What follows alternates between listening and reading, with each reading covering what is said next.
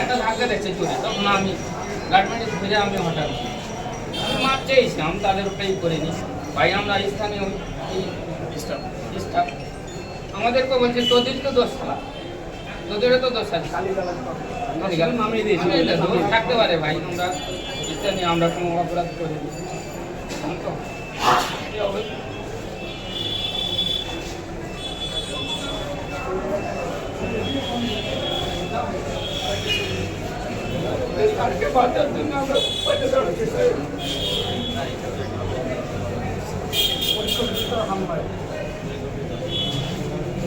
তিন দফা ছিল লাস্টের বেলা আমরা স্যারকে গুছিয়ে নামিয়ে দিয়েছি, মানে না ধরলে উপায় নাই, স্যারকে অলরেডি ঢুকে গেছে, আমরা টেনে দিকে ওদের গেছিল, আমরা এখানে অলরেডি ভেঙে ওই যে ঢুকে গেছিল, মানে আমরা জামাদের টেনে ই করে আমরা যা করে যা হবে পরে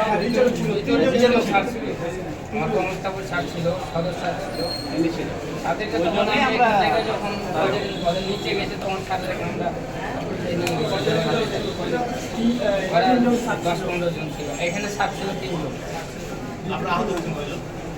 আমার এখানে একটা বাড়িতে লেগেছিল, এখানে যখন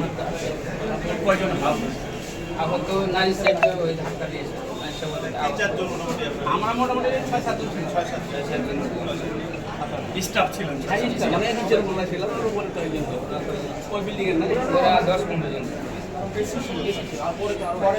পরে এলো, প্রথমে মানে এই 7-8 দিন ছিল, তারপরে তো এলো 15 জন আসলো। এর কি কোনো হুমকি দাম কি? হ্যাঁ, গালিগালাজ খারাপ করছে।